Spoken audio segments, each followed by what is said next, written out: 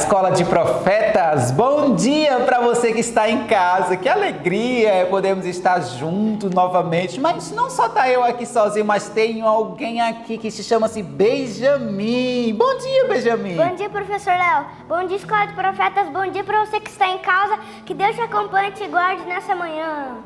Amém! Que menino cheio de alegria, né? Benjamin, qual é o hino que nós vamos cantar agora? Vamos cantar o hino de número 172, Ando Sempre Alegre. Mas só que antes de nós cantarmos... Vamos orar para iniciar nosso hino. Exatamente. Vamos orar? Vamos. Você pode fazer essa oração? Faça. Pode pra frente. Ah, é pra frente porque ele é pequenininho, né?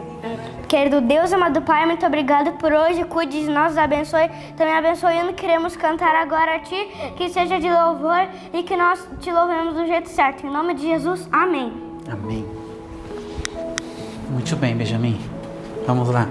Benjamin, o que nós vamos fazer agora depois que nós oramos? Vamos cantar a Deus com um hino que vai glorificar Ele de número 172, Ando Sempre Alegre. Muito bem, vamos cantar junto esse hino? Vamos lá?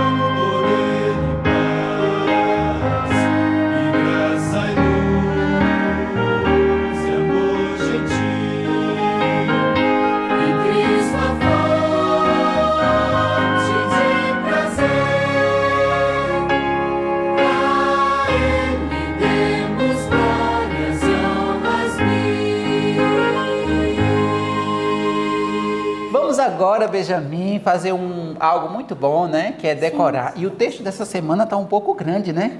Então nós vamos que correr para que nós possamos, no final do dia, nós possamos pelo menos ter decorado a metade, para que quando for sexta-feira nós estamos com o texto todo gravado na nossa mente. Onde é que se encontra esse texto, Benjamin? Em Hebreus 4, do 9 ao 12. E vamos dar um tempo para o pessoal de casa ir lá na Bíblia deles e procurar.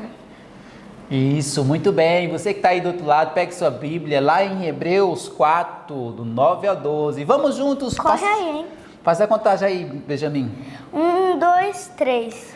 Hebreus 4, do 9 ao 12.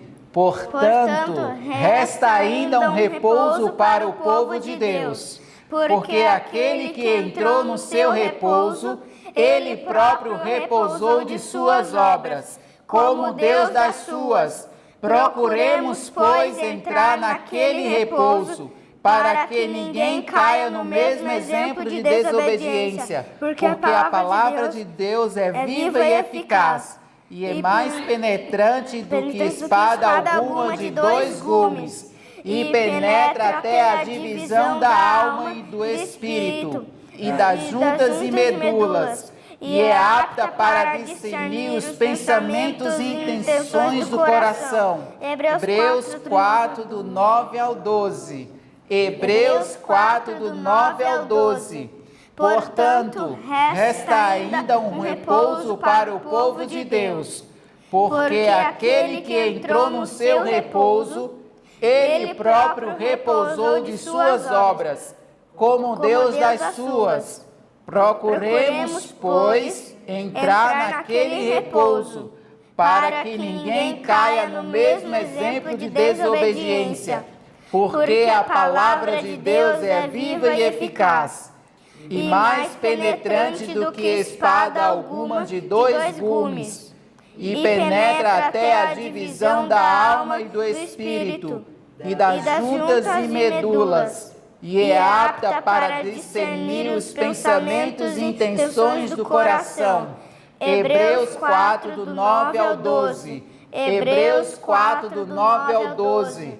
Portanto, resta ainda um repouso para o povo de Deus, porque aquele que entrou no seu repouso, ele próprio repousou de suas obras, como Deus das suas.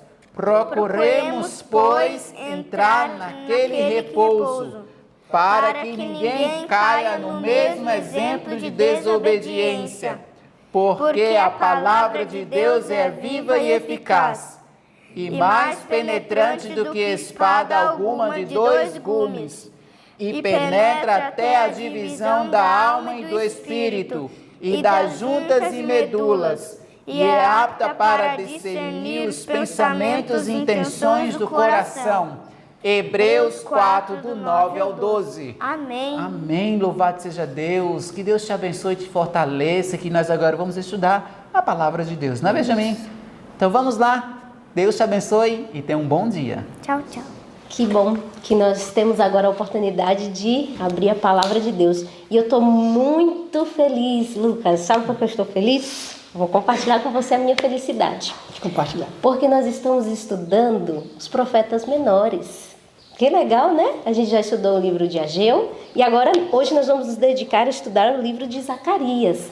Mas isso é muito legal, porque às vezes os profetas menores são aqueles livros que o pessoal fala assim, abre lá em Naum, aí todo mundo fala, e tem esse livro na Bíblia? Né? Existe esse livro? Amós, a gente geralmente não acha, porque não tem o hábito de ler esses pequenos livros, né? E nós estamos, mais do que lendo, nós estamos entendendo o contexto, em que momento eles surgem e por que eles trazem essas mensagens que eles escreveram. Então, fazer o ano bíblico é extraordinário. Você entende todo o contexto da história bíblica, entende em que momento entra cada profeta, cada rei, e sabe por que aquilo está acontecendo, o que está por trás de tudo aquilo. Então, realmente é uma bênção muito grande. E hoje, no nosso estudo, nós iniciamos o livro de Zacarias e nós lemos 4 capítulos do livro de Zacarias, não foi isso? Justamente. E também lemos o capítulo 47, que tem por título Josué e o Anjo. E é sobre isso que nós vamos falar hoje. Já posso adiantar para o pessoal de casa, né, que está uma bênção. O estudo de hoje está uma maravilha. Mas para nós fazermos um contexto para a gente iniciar aqui a nossa reflexão sobre o que nós estudamos, né? É importante nós analisarmos que o povo de Israel tinha voltado, né, para reconstruir, tinha saído de Babilônia, voltado para reconstruir o templo, né, reconstruir Jerusalém. Agora imagina, né, uma bênção do céu, depois de 70 anos de cativeiro, eles agora estavam voltando para realizar a promessa de Deus, porque Deus disse que eles iriam voltar. Só que o caminho não era fácil. Não ia ser fácil reconstruir a cidade, reconstruir o templo. De novo, né? Tudo de novo. Embora que eles tivessem recebido dinheiro, apoio e tudo mais, mas veio desânimo, veio as dificuldades externas. A gente já estudou, né? Os inimigos samaritanos que queriam atrapalhar e toda aquela coisa. O próprio povo que se desanimou e foi aquela coisa toda. E o povo foi deixando de lado e foi cuidando da sua vida. Então o contexto ali do momento era de total desânimo. Embora que Deus enviou Ageu, vai lá, repreende o povo, fala para o povo voltar a fazer a obra, e o povo volta mesmo a fazer, o povo recomeça novamente a reconstruir o templo. E o capítulo 47 até começa falando sobre isso, né? Que o firme progresso realizado por esses construtores provocou quem, Satanás? Aborreceu e alarmou grandemente as forças do mal. Imagina, você acha que o diabo fica feliz quando o reino de Deus está avançando? Fica não. Não certeza. fica. Mas sabe o que me impressionou sobre as características que a senhora White traz sobre Satanás nesse capítulo? Que ela se refere a Satanás por 3 vezes como um ser muito determinado. Isso ele é muito. Imagina, se tem uma coisa que a gente precisa, né? Tem determinação. Isso é determinação, e o diabo tem. Se a gente tivesse determinação de fazer o bem como o diabo tem para fazer o mal, nossa, a gente não sofreria tanto na vida, né? Porque ele tem muita determinação para fazer o mal. E aqui nesse capítulo fala 3 vezes em seguidas que ele estava determinado a acabar com o povo de Deus. Mas tinha uma observação. A única maneira de Satanás não ter poder sobre a vida do povo de Israel era se eles fossem obedientes. Se eles andassem em obediência, Satanás não tinha como tocar neles. Pensa nisso. Eu posso ler para o pessoal de casa esse parágrafo que inicia assim. Do livro Profetas e Reis, capítulo 47, nessa edição condensada. Se você tiver em casa, tá certo? Fica na página 967. Desculpa, 297. Diz assim: Satanás determinou dedicar maior esforço ainda para enfraquecer e desencorajar o povo de Deus. Ou seja, ele já estava dedicando esforços para desencorajar, mas agora ele dedicou maior esforço ainda, né, para desencorajar o povo de Deus, expondo diante dele suas imperfeições de caráter. Se os que tinham de longa data sofrido por causa da transgressão pudessem ser de novo induzidos a transgredir os mandamentos de Deus, seriam uma vez mais levados ao cativeiro do pecado. É aquilo que a senhora falou. Enquanto o povo andasse em obediência a Deus, Satanás não teria legalidade sobre eles. Mas a partir do momento que eles desobedecessem aos mandamentos de Deus, Satanás iria levá-los de novo para um exílio e para uma escravidão de uma outra nação pagã. Agora imagina, o final do parágrafo diz que levariam eles ao cativeiro do pecado. Isso é pior do que qualquer cativeiro. É o pior cativeiro que existe, é o cativeiro do pecado. E a gente sempre se ilude de achando que é pequena, isso aqui é pequeno, eu posso fazer, não tem problema. Mas na realidade é justamente por esse caminho que Satanás quer nos levar. É justamente esse caminho, o caminho da transgressão. E é nesse contexto de luta que surge Zacarias. Se levanta no meio do povo de Deus, Se levanta, né? Zacarias. E no capítulo 1 do livro de Zacarias, Zacarias já começa fazendo um apelo para o povo. Antes de ele relatar as visões, porque nós vamos ver uma série de 8 visões que Zacarias teve em relação ao povo de Deus após o cativeiro. E que a propósito são visões muito interessantes, pois tem alguns símbolos ali. Sim. Que parece assim que a gente está dentro de um livro do Antigo Testamento, mas parece que a gente também está no livro do Novo Testamento, que é Apocalipse, que tem muitos símbolos também proféticos. Mas Exato. Os símbolos aqui das profecias são bem fáceis de ser compreendidos, até porque o anjo dá todas as explicações e todos os detalhes. E aqui no versinho 3 do capítulo 1, olha o apelo que ele faz, ó. Portanto, dize-lhes: assim diz o Senhor dos Exércitos, tornai-vos para mim. O que é se tornar para Deus? Eu fiquei pensando nisso, porque nós precisamos pensar e, opa, isso é para mim. Não é só para o povo judeu lá daquela época que precisava ouvir essa mensagem. Se Deus me pôs em contato com essa palavra hoje, é porque eu preciso, de alguma maneira, de alguma forma, tornar também para Deus. Como é que eu torno para Deus? Às vezes nós somos tão independentes. Pensa só, na vida que nós temos tão corridas, às vezes a gente acorda e pensa que não precisa fazer o culto. com a família. Ai, não dá tempo. Ai, vou orar aqui bem rapidinho, vou comer alguma coisa, vou embora. E às vezes a gente vai negligenciando coisas que a gente pensa que não tem problema negligenciar o culto familiar, a oração, o estudo da palavra. Ah, eu li um versinho hoje. Às vezes a gente pensa que, vou levando assim desse jeito. Mas na realidade, Deus está chamando o povo a tornar a Ele, a se tornar dependente de Deus. E sabe, você pegar o seu dia e dizer assim, não, esse tempo aqui é de Deus e eu não vou de forma nenhuma usar esse tempo para nada. Esse tempo aqui é para mim passar em culto familiar com a minha família, então eu não vou usar esse tempo para nada, eu vou fazer isso. Você está tornando-se, você está voltando para Deus. E o apelo continua dizendo assim, tornem-se para mim, diz o Senhor dos Exércitos, e eu me tornarei para vós outros. No verso 4, ele diz assim, não sejais como vossos pais, a quem clamavam os primeiros profetas, dizendo, assim diz o Senhor dos Exércitos, convertei-vos a... Agora. Eu posso deixar para amanhã? Não, é agora. É bem clara a palavra de Deus, não é isso? Convertei-vos agora dos vossos maus caminhos, dos vossos maus pensamentos, das suas ideias erradas e das vossas más obras. Nós temos que parar de praticar o mal. Veja só que apelo, isso aqui já é o suficiente, né? Verdade. Mas aí Zacarias começa a receber do Senhor algumas visões. Nós vamos falar de forma bem rápida dessas visões. Qual foi a primeira visão? Você consegue descrevê-las bem rapidinho pra gente? Vou tentar. A primeira visão, que está no verso 7 em diante do capítulo 1 de Zacarias, tem como alguns personagens, né? Que, por exemplo, aparece um cavalo vermelho, e nesse cavalo vermelho estava um cavaleiro também. E aparece também um anjo que trouxe essa visão para Zacarias. E depois desse cavaleiro existem mais outros cavaleiros, e até a Bíblia diz a cor desses outros cavalos que estavam, dos quais os cavaleiros estavam montados, né? Por exemplo, diz assim, tive de noite uma visão, e eis um homem montado no cavalo vermelho, estava parado entre as morteiras que haviam no vale profundo. Atrás dele se achavam cavalos vermelhos, baios e brancos. Então esta foi a primeira visão que Zacarias teve, né? E depois, no verso 9, diz assim, então perguntei, meu Senhor, quem são estes? Respondeu-me o anjo que falava comigo, eu te mostrarei quem são eles. E aí no verso 10 tem a resposta. Então respondeu o homem que estava entre as morteiras e disse, são os que o Senhor tem enviado para percorrerem a terra. Então aqui é uma visão que tem alguns símbolos, mas que o próprio anjo ele vai explicando para Zacarias o que significa cada símbolo daquele que estava no capítulo 1, dos versos 7 em diante da visão de Zacarias. A primeira visão que ele teve, no caso, né? Tá. Então, uma coisa importante sobre essa visão, o que ela significa?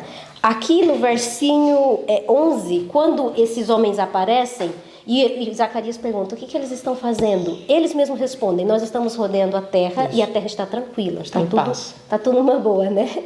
Só que o que essa visão queria simbolizar? Os planos de Deus parecem que não estão sendo realizados. Tanto que o anjo olha para Deus e fala assim, Senhor, até quando Jerusalém e Judá ficará assim largada? Até quando? Olha aí, os 70 anos já se foram, já se faz 70 anos. O Senhor não olhará para Jerusalém, o Senhor não terá misericórdia do seu povo.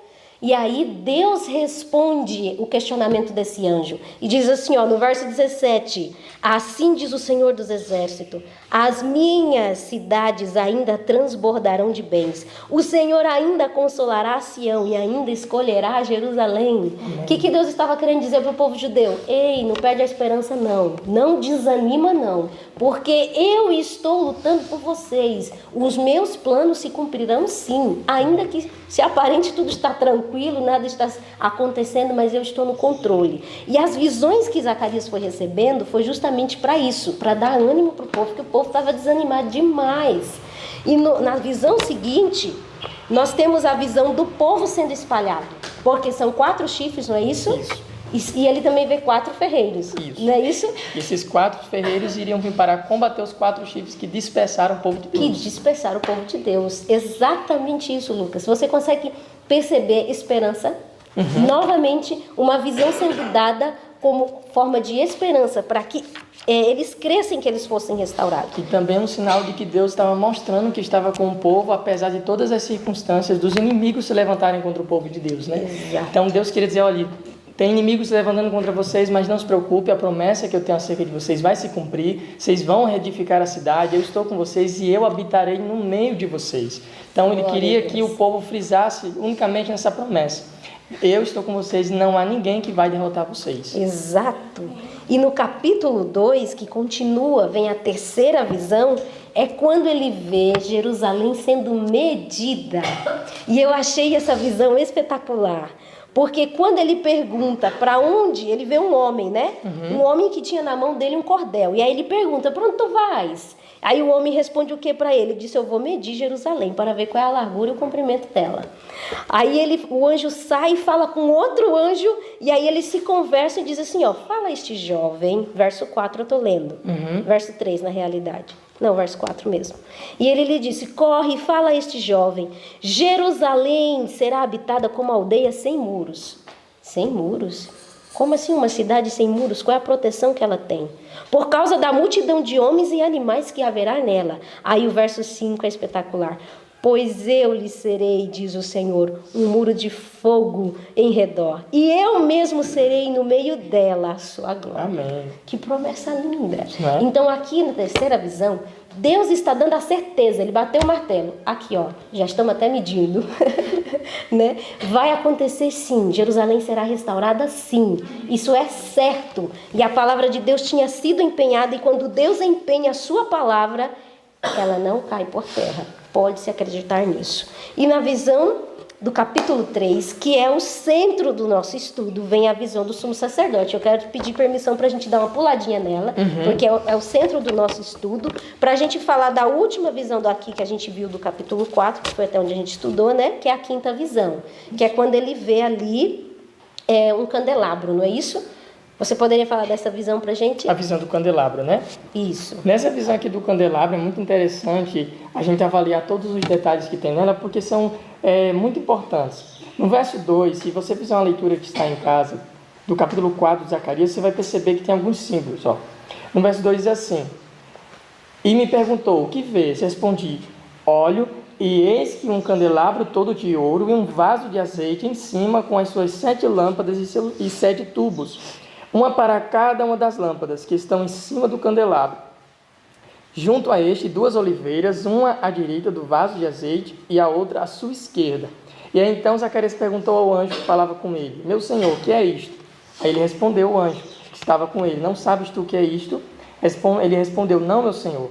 E ele prosseguiu, explicando para Zacarias que aquele símbolo ali daquela visão representava os 2 ungidos que assistem junto ao Senhor de toda a terra. As 2 oliveiras representavam os 2 ungidos. Os 2 né? ungidos. Agora interessante, né? Porque aqui nessa profecia, nessa visão na realidade, que nós vamos estudar de forma mais detalhada amanhã, no próximo estudo, nós vamos ver que Deus está querendo dizer uma única coisa. E essa visão é destinada a Zorobabel, né? Que era o líder civil da época naquele momento.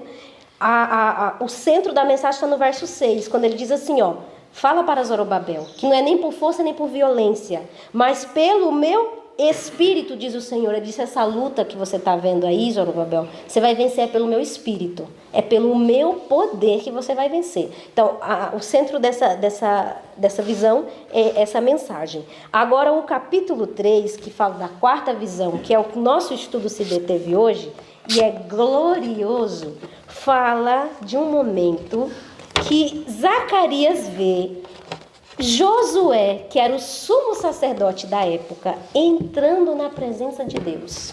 E ali uma cena tanto de juízo, mas como também de acusação, né? Para este sumo sacerdote. Isso mesmo.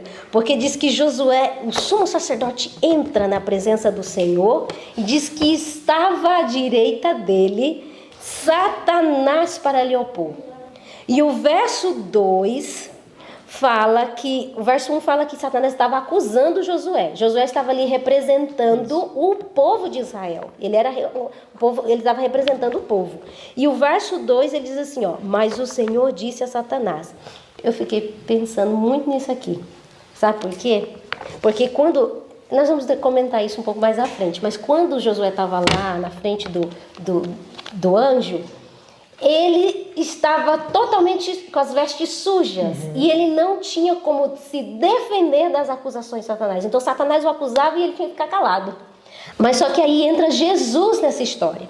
Aí o verso 2 assim, ó, mas o Senhor disse a Satanás, O Senhor te repreenda, ó Satanás. Sim, o Senhor que escolheu a Jerusalém te repreende. Não é este um tição tirado do fogo?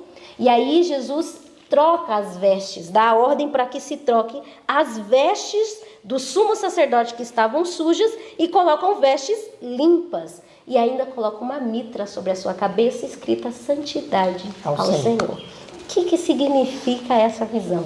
E é isso que o livro trouxe. Vamos nos deter sobre a explicação dessa visão, então? Agora nós vamos para os detalhes, né, que a gente encontra aqui no livro Profetas e Reis, e são tantos detalhes que dá vontade, às vezes, de riscar o livro todo, de tantas lições que a gente tira desse capítulo, né? Assim, vamos Igual assim mesmo. Agora eu gostaria de falar também sobre um ponto muito importante, que por que os inimigos estavam se levantando contra o povo de Deus após eles terem saído de Babilônia e agora voltarem para Jerusalém para reedificar a cidade. E aqui no parágrafo do livro Profetas e Reis diz assim, Israel havia sido sempre objeto especial da inimizade de Satanás, porque Deus o havia escolhido. Então Deus havia escolhido aquele povo, aquela nação, para proclamar as suas verdades para as outras nações. E aí, professora, quando Deus escolhe aquela nação, Satanás focou somente naquele povo, porque ele sabia que destruindo aquele povo, ele iria impedir com que as verdades de Deus fossem proclamadas a outros povos. Era o único povo que tinha conhecimento de Deus. E aí continua, o inimigo estava determinado a provocar a sua destruição. Enquanto foram obedientes, ele não pôde fazer-lhes mal. Por isso, dispusera todo o seu poder e astúcia no sentido de induzi-los ao pecado. Enlaçados por suas tentações, eles tinham transgredido a lei de Deus, havendo se tornado presos dos seus inimigos. Mas aí agora Deus mostra para nós, tanto no capítulo, dos capítulos que a gente leu de Zacarias, como também aqui no livro capítulo 47, que por mais que Satanás estivesse tentando destruir o povo de Deus, havia um defensor do povo de Deus, que era o próprio Cristo, e que não só defendia, como também o justificava seu povo das acusações que Satanás lançava contra eles. A realidade o capítulo 3 é os bastidores do grande conflito. Porque eles estavam lutando para reconstruir Jerusalém, reconstruir o templo, confiando numa promessa de Deus, porque Deus disse que faria isso, mas havia toda essa luta espiritual, porque Satanás os acusava diante do trono de Deus, dizendo que qual era o merecimento que eles tinham, se eles tinham pecado e errado tanto, se eles eram toda aquela miséria que a gente já estudou aqui. Imagine isso. Agora está ali em visão, Zacarias vendo, o sumo sacerdote diante de Deus com o pecado do povo, completamente com a roupa suja, porque eles haviam realmente pecado. Não era uma mentira que Satanás estava ali inventando, era uma acusação real. Então, o Josué ele fica completamente calado, sem poder responder às acusações, porque realmente o povo havia pecado grandemente. Mas o parágrafo que começa assim, então o anjo, eu preciso ler esse parágrafo, porque aqui na próxima página, então o anjo, que é o próprio Cristo, o Salvador dos pecadores, reduz ao silêncio o acusador de seu povo. E diz assim, o Senhor te repreenda, ó Satanás. Sim, o Senhor que escolheu Jerusalém te repreenda. Não é este um tição tirado do fogo? Longo tempo havia Israel permanecido na fornalha da aflição. Para que foi mesmo os 70 anos? Para que foi mesmo? Foi para fazer o povo se humilhar. Foi para fazer o povo pensar. Sabe quando a mãe coloca o filho na cadeirinha do pensamento? Foi para fazer o povo pensar, analisar direitinho. Opa, nós precisamos tornar para Deus. E isso fez um efeito. Os 70 anos fez um efeito no coração do povo de Israel. E eles se humilharam perante o Senhor. Nós temos como exemplo a história de Daniel, quando ele faz a sua oração, ele fala, Senhor, nós estamos aqui, já estava prestes a se cumprir os 70 anos, e ele orava ao Senhor, pedindo a misericórdia de Deus. E aí nós vemos aqui na continuação do parágrafo, dizendo assim, por causa de seus pecados, havia sido quase consumido no fogo, que Satanás e seus agentes haviam acendido para sua destruição. Mas Deus tinha agora estendido a sua mão para tirá-los. Amém. Que lindo, né? Que bom é sermos reprovados por Deus. É verdade. Muito Dói. Dói, a gente sofre um pouquinho, né? Mas o resultado é glorioso. Estou vendo alguém ali com o dedinho? Então, de maneira resumida e simplificada, nós podemos ver a misericórdia e a graça de Deus atuando em todos os setores abordado nos assuntos de hoje, né? Até porque, por meio do chamado de Zacarias e por meio das visões, nós podemos ver o amor de Deus pelo povo. Como vocês mesmos falaram, o povo estava passando por tristezas, por angústias, por oposições. E eles poderiam serem tentados. Deus esqueceu de cada um de nós. Então ele levanta o profeta Zacarias, que tem como título, como significado do nome, Deus lembra. Então não importava as tristezas, as angústias que eles estavam passando. Deus estava olhando por eles, de braços abertos para recebê-los, para ajudá-los e para dar-lhes a vitória. Bom dia, professor. Bom dia, Lucas. Bom dia, pessoal de casa. É interessante aqui que a gente vê, né, Satanás acusando o povo de Deus, né?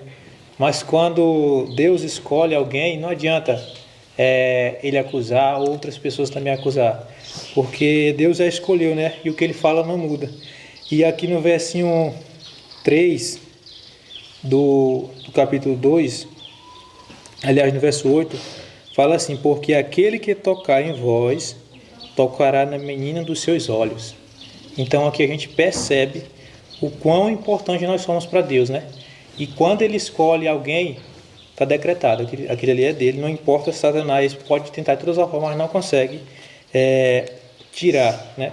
Como vimos aqui com Josué. Josué estava ali diante de Deus ali, com as roupas todas sujas, né? Representando o pecado, Satanás acusando ele, só que o Senhor veio e representou, sim, ele pecou, só que por ele, Jesus já tinha, antes mesmo dele pecar, Jesus já tinha derramado o sangue dele na cruz por ele, né? Ele estava representando a nação de Deus que Deus tinha escolhido. Também é interessante ver como Satanás agiu e como ele age ainda nos dias de hoje. Na leitura que nós podemos fazer, nós vimos que ele atacou diretamente no caráter de cada pessoa, e levando-os diretamente à transgressão de sua lei. E também foi muito bom ver aqui a ira, fazer uma associação dos tempos antigos para os tempos de hoje, da ira que Satanás tinha com o povo de Deus naquela época, e da ira que ele está sentindo agora também pelo povo de Deus hoje, que nos leva lá para Apocalipse capítulo 12, o verso 17, onde diz que ele se irou com o restante, né, com a semente ainda que guarda os mandamentos de Deus. Então ele está novamente atacando diretamente na lei de Deus, onde mais há queda realmente, mas também na leitura que tivemos hoje, podemos ver que o mesmo refúgio de Israel naquela época é o nosso hoje, que é Jesus Cristo, que com a sua justiça, com o seu poder, ele nos liberta e nos traz a salvação. Isso que o irmão Júnior está falando, Lucas, é muito importante, porque o livro trouxe de maneira muito clara que assim como Satanás acusou Josué, ele acusa o povo, a nós hoje, o povo de Deus, e ele não larga nenhuma alma sem muita luta. É isso que diz aqui no parágrafo, que começa como Satanás acusou Josué. Lá diz, um pouquinho mais para frente, diz que essa controvérsia se repete e em cada alma que precisa ser liberta do pecado e do mal. É uma luta ferrenha, travada entre o bem e o mal, por cada vida. Satanás tem como esse mundo seu súdito, mas dentro do reino dele, de um governo dele, tem um povinho que não se submete. Você acha que ele fica feliz? Diz que aqui está escrito, diz que se ele pudesse, ele apagaria da face da terra esse povo. Ele odeia o povo de Deus e ele faz de tudo para atrapalhar e destruir esse povo. Irmão Cleito, quer comentar? Sim. E às vezes a gente olha para o texto e para toda essa realidade e fica pensando, né? Que culpa tenho eu de ele ter tanto ódio de mim? Por que Satanás me persegue tanto? Por que ele me odeia tanto? Não tenho culpa alguma? Onde eu estou incluso nisso? E o texto diz o porquê especificamente ele nos acusa, o porquê ele nos odeia, o porquê ele nos persegue. Não é porque ele não gosta de nossos pecados e quando ele vê a gente pecando, tá ali o pecado desse miserável ali, eu vou acusar ele. Nossos pecados não incomodam ele, mas é por um único motivo, é um motivo muito bonito e que deveria trazer conforto para nós, né? O sofrermos em prol dessa causa. Está abaixo do parágrafo que a professora Joana acabou de citar, que ele inicia as acusações de Satanás. As acusações de Satanás contra os que buscam ao Senhor não são movidas pelo desprazer dos pecados deles.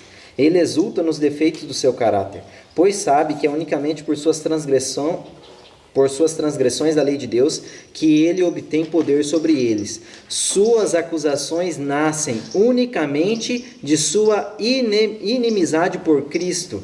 Através do plano da salvação, Jesus está quebrando o poder de Satanás sobre a família humana e libertando as almas de seu poder. Glória a Deus, ele nos detesta tanto porque ele detesta a Cristo, porque ele tem inimizade com Cristo e nós somos filhos de Cristo, nós somos filhos de Deus e como ele não gosta do Pai, ele não gosta dos filhos e tenta causar dor e sofrimento ao Pai, machucando os seus filhos, mas o plano da salvação nos redime dessa culpa. Amém. E sabe, Cleiton, uma coisa muito linda nisso aí que você está falando? É o contraste que o livro traz sobre essa situação. Satanás, ele não se incomoda com o nosso pecado. Pelo contrário, né? Mas interessante é que Deus é o maior ofendido, mas é o que traz o perdão, que traz a graça, que traz a solução. Que diferença de caráter, né? Que diferença de pessoa. Louvado seja Deus, porque nós temos essa oportunidade. Irmã Sara? Quando o ser humano, ele decide buscar a Deus, ele decide buscar o perdão, Satanás, ele sabe que o ser humano irá encontrar a esperança do perdão na sua vida. Então, ele começa a nos acusar dos nossos pecados para que nós possamos nos desencorajar. Mas a nossa força, que nós não temos nenhuma, está somente em Cristo, que já venceu esses pecados por nós. E aqui tem um parágrafo que diz assim: o homem não pode, em sua própria força, enfrentar as acusações do inimigo, com suas vestes manchadas de pecado e em confissão de culpa. Ele está perante Deus. Mas Jesus, nosso advogado, apresenta uma eficaz alegação em favor de todo aquele que, pelo arrependimento e fé, confiaram a guarda de sua alma a ele. Ele defende sua causa e, mediante os poderosos argumentos do Calvário, derrota o seu acusador. Então, nós buscamos esse perdão de Deus, buscamos nos consertar diante de Deus, mas nós só venceremos quando nos entregarmos completamente àquele que já venceu todos os pecados. Agora, Lucas, depois dos comentários dos nossos irmãos, nós podemos se deter um pouquinho na parte quando Jesus troca a roupa do sumo sacerdote, porque ele estava com a roupa toda suja, né? Simbolizando o pecado. Simbolizando o pecado, e ele lhe dá uma roupa limpa. Simbolizando a justiça de Cristo. Simbolizando a justiça de Cristo. Mas por que Jesus tem esse direito, né? De pegar a roupa suja e dar a roupa limpa? Por que ele pode fazer isso? No parágrafo que a Sara começou a ler, no meio dele diz que Jesus, por sua perfeita obediência à lei de Deus, ele recebeu poder tanto no céu como na terra. Ele tem o direito de fazer isso, de nos perdoar, de nos trocar essa roupa suja e colocar a roupa limpa. Agora, muito interessante é o parágrafo que começa: todos os que se vestiram da justiça de Cristo estarão perante ele. Eu achei isso extraordinário. Como escolhidos e fiéis e leais. Como é que pode isso? Você sendo considerado diante do céu como alguém fiel e leal, como se nunca tivesse pecado. Isso somente é possível mediante a perfeita justiça de Cristo. Exatamente. Somente. E aí o texto continua dizendo: Satanás não tem poder para arrancá-los da mão do Salvador. Amém. Posso ouvir o aleluia? Amém, glória a Deus.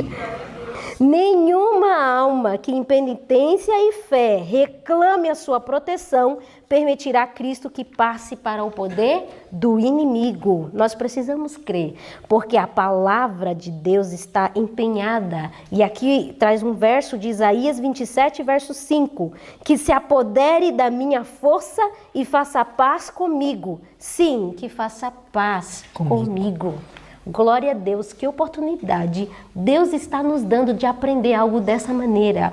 Que quando você, embora pecador, embora cheio de falhas, você vai diante do Senhor em espírito de humildade, contrição, reconhecendo a sua culpa e pedindo a ajuda dele, ele troca suas vestes sujas e te dá uma veste limpa. E você é considerado no céu como alguém leal e fiel. Me explica o que é isso? Isso é graça. Isso é graça, Lucas. E isso é de graça. Deus nos deu. É a sua oportunidade de receber isso. Não só hoje. A graça de Deus, ela pode se renovar diariamente na nossa vida. E isso é muito importante. E mais à frente, nós vamos ver algo muito sério. Alguém quer comentar? É interessante o que a senhora estava falando. Aí eu queria dar continuidade a esse raciocínio, que fala assim, na página 587, no segundo parágrafo, primeiro parágrafo, né, que é a continuidade do que a senhora estava lendo. Fala assim: a promessa dada a Josué é dada a todos. Se observares as minhas ordenanças, te darei lugar entre os que estão aqui. Anjos de Deus caminharão ao lado deles, mesmo neste mundo, e eles estarão, afinal, entre os anjos que circundam o trono de Deus. Então, nós, né, aqui, mesmo sendo acusado por Satanás, que ele vive ao nosso derredor, como a palavra de Deus diz, né? Ele vive ao nosso derredor como um leão, querendo nos tragar, querendo nos devorar, vendo o que a gente faz de errado para nos acusar diante de Deus. Mas quando nós somos obedientes a Deus, quando nós se voltamos para Deus, Deus ele envia os anjos dele, né? Para que nos ajudem a sermos fiel a Deus. Quando nós se voltamos para Deus, todo o céu se volta para nos ajudar a fazer aquilo que é a vontade de Deus. Amém por isso, irmã Maria. Mas então, para nós irmos finalizando o nosso estudo, irmão Lucas, tem um parágrafo aqui que eu gostaria realmente de ler ele de maneira bem detalhada, para que nós pensássemos de forma bem profunda nisso que o Senhor Deus quis trazer para nós. E é no parágrafo que começa: Satanás tem um acurado. É por aqui na página 300. Isso. Olha aqui. Satanás tem um acurado conhecimento dos pecados que tem levado... Quem é o causador de tudo isso, então? Ele mesmo, Ele né? próprio. Que tem levado o povo de Deus a cometer. E lança contra ele suas acusações, declarando que por seus pecados perderam o direito à proteção divina, afirmando que tem o direito de destruí-los. Até aqui, muito verdadeiro, né? Não é isso? A gente fala, é verdade, isso é real. Ele faz a gente pecar. Quando nós pecamos, ele lança contra nós exatamente, os pecados que ele mesmo nos fez cometer. E agora ele, de maneira justa, diz, eles são indignos, eles não podem. De maneira fria, né?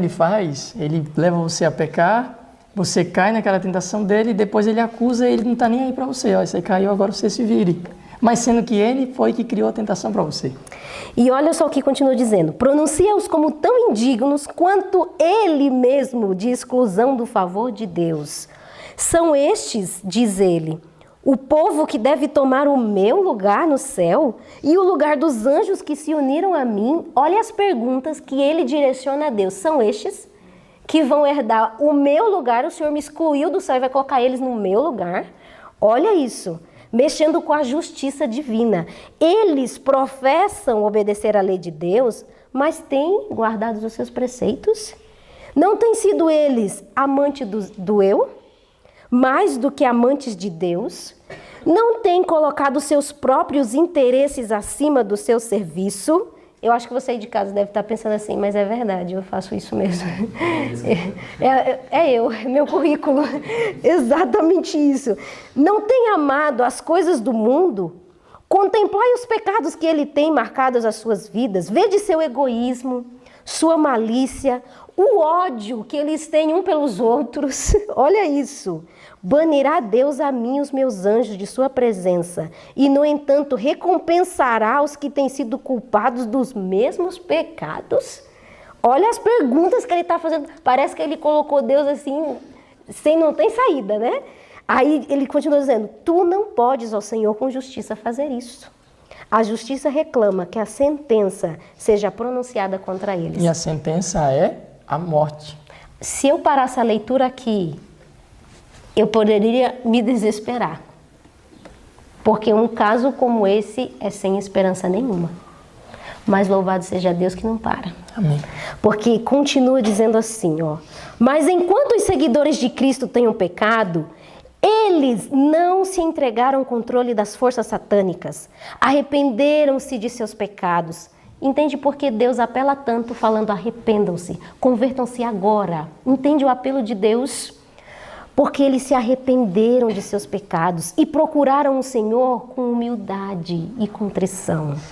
E o advogado divino pleiteia por eles, aquele que tem sido abusado ao máximo pela ingratidão deles, aquele que conhece os seus pecados e também a sua penitência declara, o Senhor te repreenda, ó Satanás. Eu dei a minha vida por estas almas. Eu coloquei no lugar de almas, Lucas, enquanto eu estava lendo, eu coloquei o meu nome. Eu dei a minha vida por Joana, porque Josué era eu ali. Eu dei a minha vida por Lucas. Coloque o seu nome também aí em casa. Ele deu a vida por você. E você, apesar das suas imperfeições de caráter, que nós temos sim, isso é verdade, podem ter falhado em seus esforços, mas eles se arrependeram. E eu os perdoei e os aceitei. Amém. Olha, eu fiquei me perguntando, quem pode fazer isso? Só alguém que ama muito. Só alguém que ama muito é capaz de perdoar da maneira como Deus nos perdoa, nos aceitar, nos transformar e ainda o céu nos vê como leais e fiéis. Só quem ama muito pode fazer uma coisa dessa. E aqui, se a gente parar para ver, ele deu tanta certeza que nos perdoou e que nos aceita, que nós não venhamos duvidar dessa palavra tão maravilhosa que Deus diz para cada um de nós. Que apesar de nós sermos pecadores, temos muitas falhas, mas esse Deus que é perfeito, Ele nos aceita em nossa imperfeição para nos aperfeiçoar através de Cristo. Então isso é muito maravilhoso, muito lindo, e você tem essa certeza também.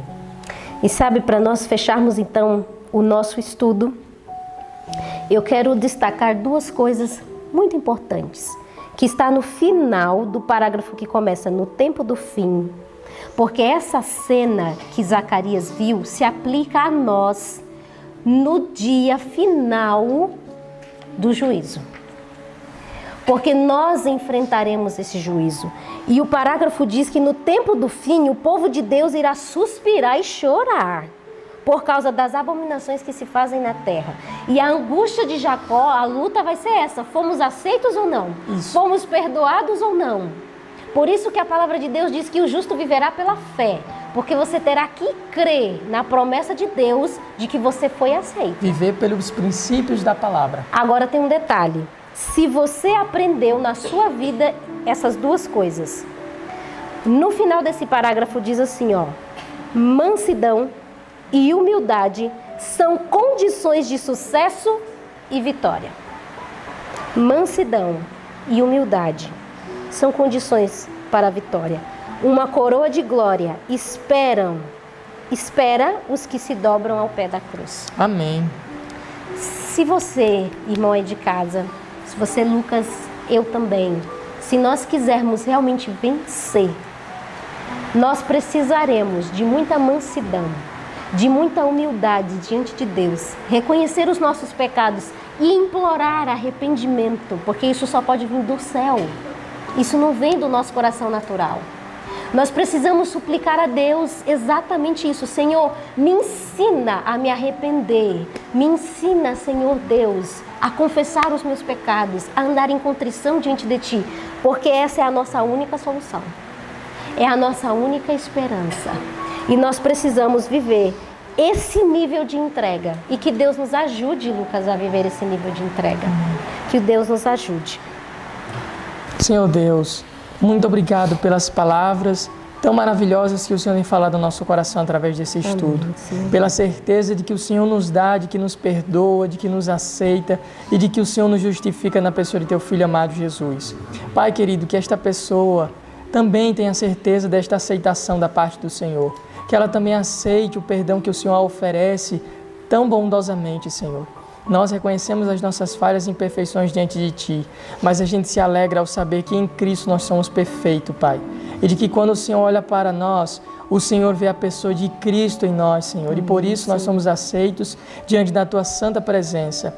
Pai, que todas as acusações que Satanás lança contra nós não tenham assim, efeito nenhum sobre as nossas vidas e também não tenha efeito sobre a vida desta pessoa que está nos assistindo neste momento. Que nós vamos ter a completa certeza, Senhor, de que entraremos no céu pela graça e os méritos de Cristo. Por favor, Senhor, fica conosco. Pedimos a Tua bênção sobre cada um de nós e sobre esta pessoa que está em casa e sobre o seu lar. E em nome de Jesus, nosso sumo sacerdote, aquele que está no santuário celestial, é no nome dele que nós te pedimos e te agradecemos. Amém, Senhor.